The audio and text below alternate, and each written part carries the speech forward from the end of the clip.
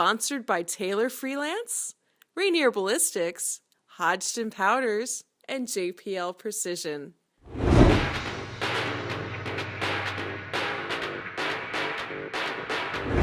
Hey Power Factor fans, I'm Rick, and we have special guest Doug with us, and today we're going to talk about, or continue talking about, the new rules for the IDPA BUG Division. And we covered it kind of briefly in an earlier episode. We did kind of an overview, just talking about all of the new rules that had come out in the spring of 2015, and we are, of course, still here in the spring of 2015. But we just kind of glossed over everything. So I wanted to do a little more in-depth on the backup gun division. The history of the backup gun division is that it was always suitable for side stages and bug-only matches because the capacity was 5 rounds. And the idea, I think, was that the classic backup gun is the 5-shot snubby, and the division kind of recognized that, and so it was limited to 5 rounds. Now, the problem with limiting it to 5 rounds is that it took it out of consideration, really, for shooting it in a regular match. The bug rules said not only 5-inch or load 5 rounds, but also no reloads on the clock. So you essentially could not run a bug gun in bug division. Now, I, for years, have shot what at the time was a bug legal gun in custom defensive pistol division. And I've featured it on the show a bunch of times. And it's the old famous cussed and discussed Atomics Combat Master 3.5-inch barrel. And back in the day, prior to 2015, really the only requirement for a backup gun was that it meet the barrel length requirement, which for an auto pistol is 3.5 inches, for a revolver was 3 inches. Caliber minimum of 380 for auto pistol, 38 special for revolver. And they competed as a single division. There was no distinguishing between revolvers and auto pistols, and the 5-round capacity with no on-the-clock reloads kind of ensured that there was an equivalency. You didn't get the advantage of magazine loading, no capacity advantage since everybody loaded 5, so you could just lump all the guns together into a single backup gun division. But again, because you were loading only 5, and your typical match revolved around loading at least 6, backup guns are just never suitable for shooting in a regular match, and in fact they were not allowed in major matches. Well, with 2015 we've got new bug rules.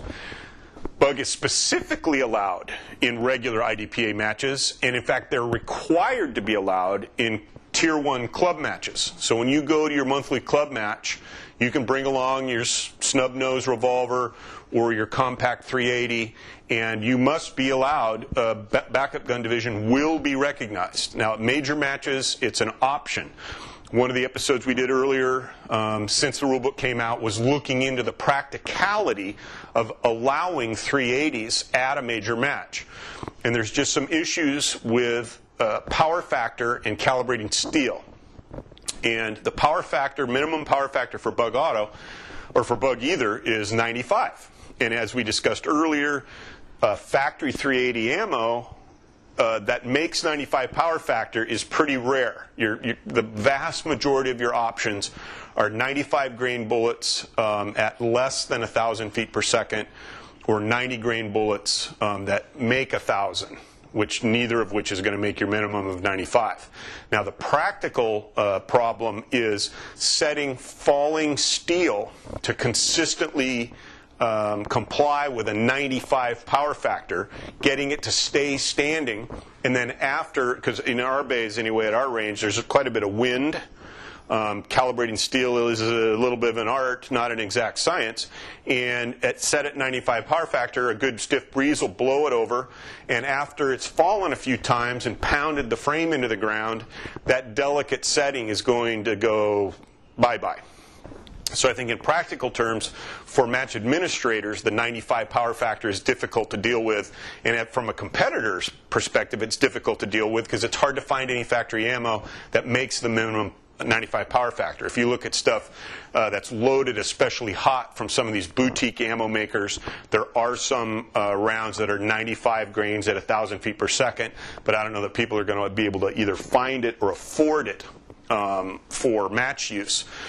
You can certainly hand load your ammo that hot, but I just think what you're going to find is that people are going to be shooting bug at local matches, not so much at major matches.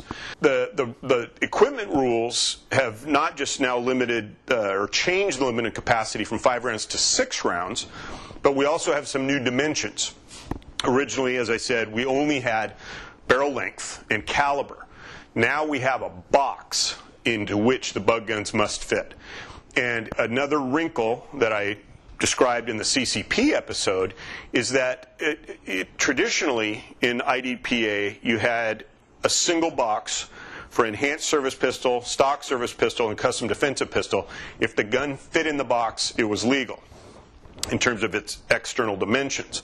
Well, what's new with CCP and bug is you have a minimum barrel length or a maximum barrel length, and the gun must fit in the box. So you could have a situation where you had a gun that was the proper caliber, it fit in the box, it was the proper width, the proper height, but if the barrel is a little too long, it's still not legal. So here's an example.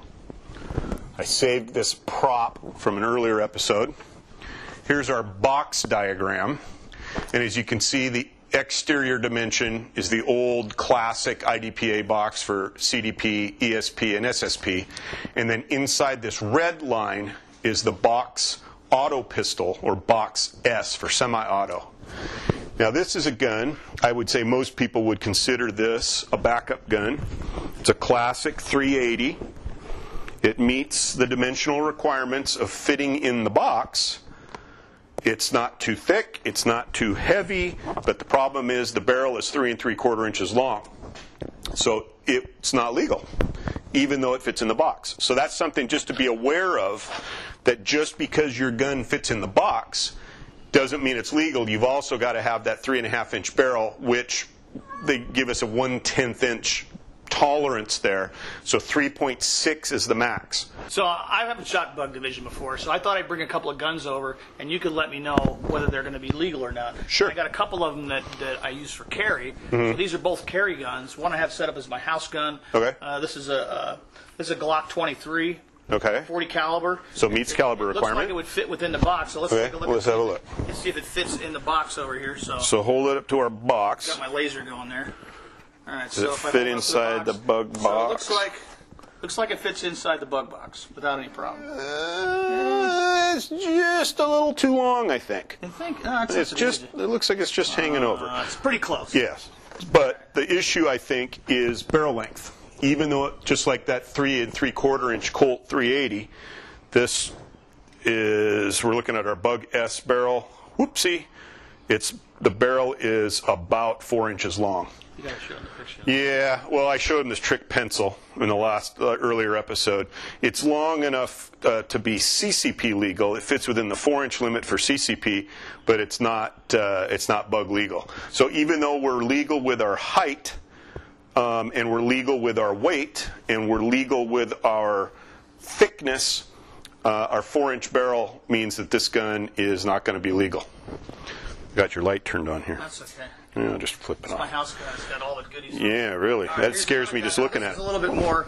This is a little bit more of a real bug gun. This is a Kel-Tec PF9, and the PF9 has a 6-shot magazine or 7-shot magazine. Okay. One in the chamber. Right. This is 9mm though, not 380. Oh, okay. Well, that's fine. And the 6-shot, the capacity, the thing that's interesting too, another difference between Bug and the other divisions is that everybody loads 5+1 in their auto pistol, 6 in their revolver, and all reloads are 6. So instead of having, let's say, in most of the divisions, you'd be loaded 10+1 with 10 round reloads. In Bug, it's 5+1 in your auto pistol, and then 6 round reloads. So certainly, this gun is going to be legal for weight, and it's going to fit easily in the box. And our barrel, I think, is probably about 2 inches long. but we'll go ahead and stick our barrel Not very big. measuring device down here. And as you can see, it's probably a good half-inch within the limit for Bug Auto. So this gun is pretty, other than maybe being a little harder to hold on to than would be ideal because of the length of the butt, this wouldn't be a bad little gun even for competition, as well as sticking it in your shoe. Now the other thing is, you are allowed to have a magazine that extends as much as 1 inch below the grip frame. Okay. So if you haven't, do they make extended magazines with a little... With the little hook there so you get your pinky on? Yeah, so as long as that's less than 1 inch, this gun, even with a little extension on the magazine, would still be legal. And that was the same thing that I was working on with my Detonics, is that because for most people, getting more than 2 fingers on this frame is kind of a challenge. So having this extended magazine makes it a little bit easier to get a full grip on it. So as long as this extension on the magazine is no more than 1 inch, you're free to use extended mags, and the capacity of the mag doesn't matter. It doesn't matter if the extended magazine will hold 8 or 9 rounds. Now, so it doesn't matter in this case so this fits into the frame. This can go outside of that box? It still has to fit in the box. Oh, with that magazine? Yeah, with the extended magazine. So I think that's another issue that I'm up against. So see, it still fits. It still fits within the box. Here we are with the Detonics, looking at the Bug box, even with the magazine extension, which is, I think, 3/4 of an inch. It still fits in the box, but even with the 3.5-inch barrel, even with the legal magazine extension, it weighs 30 ounces. And that's the other new rule, is a weight limit of 29 ounces. So one of the things I was going to be talking about in future episodes is, can I knock an ounce off this gun to get it back into bug legality? I'm taking a couple of steps. I'll go into it later, but it has to do with just knocking weight off of a gun that, there's not that many places to knock weight off of it. It's already pretty small. The top of the slide here is milled out. The mainspring housing is already a rubber-covered aluminum piece, so it would be a part that if it were steel, you could get a couple ounces off by replacing that. There's just not that many places to knock the weight off. But you are allowed to make modifications to the gun to get the weight down. So I'm pursuing some things with shorter magazines and whatnot, and we'll get into that in another episode. But if you have a gun that's borderline for weight or dimensions, another thing I harped on the earlier episode was the width of ambidextrous safeties on 1911s. This ambi is, even though it's been narrowed a little bit from this factory dimension, it's about 1/8 of an inch too wide. So if this is going to be bug legal, I'll have to get the narrower ambi safety. Since I'm a lefty, I'm stuck with an ambi. If you're a right-handed shooter, you can just take the ambi off and you'd be good. I'm going to have to get a narrower ambi. The magazine length is fine, but I think that's contributing to my weight problem, having the long metal tube with this big plastic collar on here. That acts as an over-travel stop as well as a finger rest. I'm going to try to go to 6-round mags so they don't weigh as much, and then do some other modifications, a few modifications I hope, to get it into bug legal. So what else? What else we have here? Now these guns, I think they're the Glock 27. Right. Is that the next smallest of the 40s? That's the smallest one. Now, does that have the same length butt, or is it even shorter than this? No, it's even shorter. It's shorter this way, and it's shorter barrel, and it's short. So it probably would fit. Yeah. So this 22, 23 are those kind of the same size? The small size 40 9mm frame, and then what is it? Is there a 9mm variation on this? Yeah, there's a 9mm. Well, it's the same thing. They have the same sizes. Right. But just shoots 9 instead of 40. Yeah. So if you wanted to, you'd have to go one size smaller than this in Glock's size universe to get the barrel down and to get the grip a little shorter. The grip is legal. You could run the 26 or 27 with an extended magazine on it, but you do need to get that barrel down to less than 3.6 inches. So that's the 26 and 27 in the 9mm and 40. And then the producer provided a gun that I think is legal in every way. It's extremely small. I'm sure you could get 2 of these in the box. But I don't know how competitive it is. That's the other thing. You have the people who like to shoot an IDPA. They want it, I want to use my real carry gun. Can I let you carry 2 in IDPA? No. Do you reload? We had a guy do that at a match once, and it was kind of interesting. But I think most people are still going to have a sense that if I'm going to compete, if the point is competing, you're going to want to win. Right. And so while this gun is perfectly legal, and most people would probably say when they think of the concept of the backup gun, this is exactly what they're thinking. It's something that you stick in your ankle holster to back up your service pistol or your real carry pistol, and it truly is a backup. But I think for competition purposes, people are going to want to stretch the dimensions of the box. I mean, that's the popular way to decide what gun you're going to shoot, is the gun that's as big and heavy as possible and still fits in the box. And of course, that's been the secret of my success using this. This gun is, essentially in every dimension right on or right outside the limits of what Bug allows. Now, if this gun had an aluminum frame, the weight would come down. I wouldn't have to be concerned about the weight. Again, swapping out the ambi, so that'd be fine. So if you're shooting something like a Colt Defender or a Kimber Ultra or any of those small 3-inch guns with the alloy frames, you're good to go as long as you meet that width requirement. And you can use an extended magazine. This is a full-length government magazine. So if your hand is a little too big to get a good grip on a compact size frame, you're allowed to use the extended magazine as long as it's not more than an inch of an extension. So that's a pretty good gun. I think when I get the weight down to 29 ounces, if and when I do, it's going to be a great gun. I mean, I think and I can, because the power factor is so low, of course, I don't have to run full power 45 ammo. When I shoot that gun in CDP, like I have in the past, I still have to make power factor, and it can be a little bit of a handful, even though it's fairly weighty. Just the grip is just kind of not as comfortable as it could be on a full-size gun. But I think for Bug, if we can get the weight down, it's great. If the bullet's that big and going that slow, can you just watch them? Yeah. It's pretty easy to see 45s if the sun's coming in over your shoulder. It's pretty easy to see them. Yeah. Well, and now, you got a Beretta here.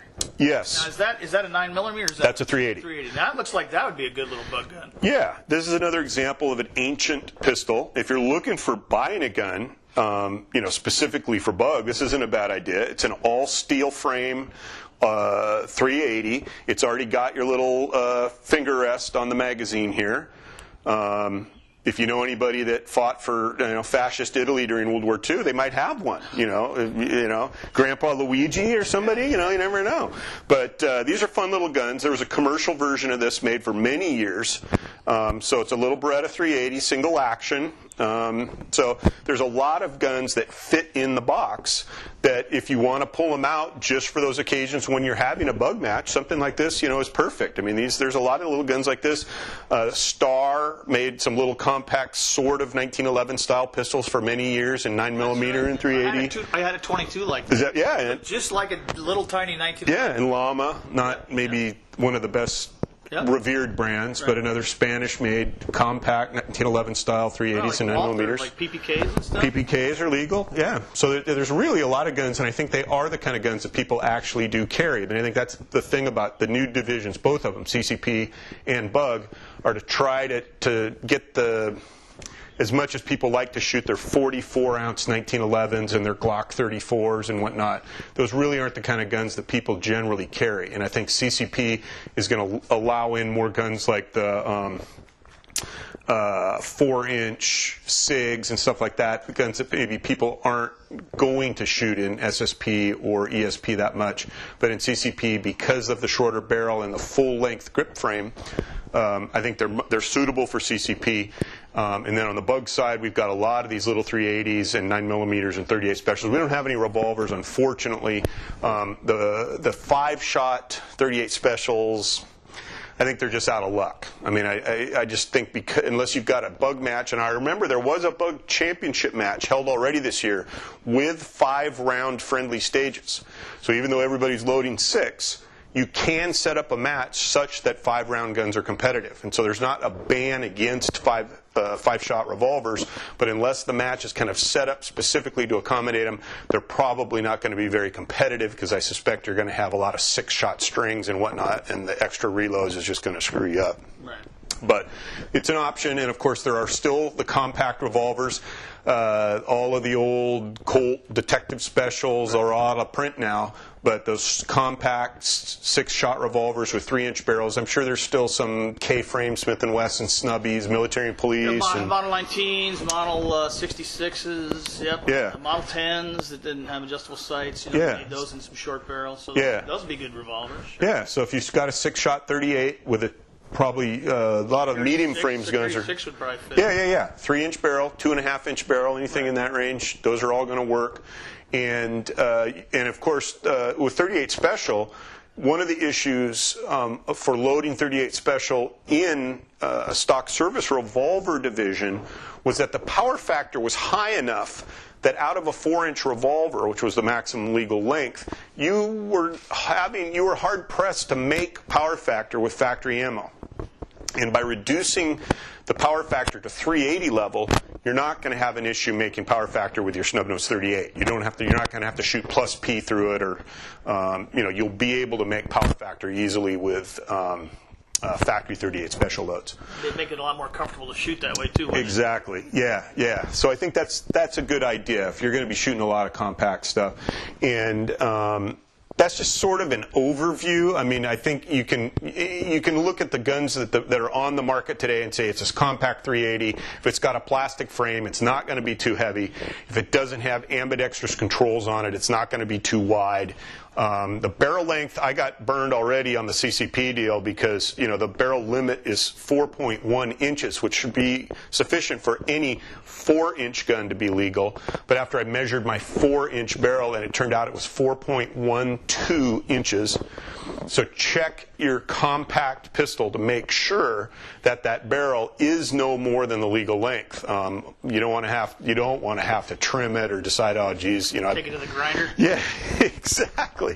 Well, that's what I decided. My CCP gun, the barrel's 2/100ths too long, so I was going to take it to JPL, and hopefully I think that'd maybe be the better way to go. Belt sander, take care of that. Exactly.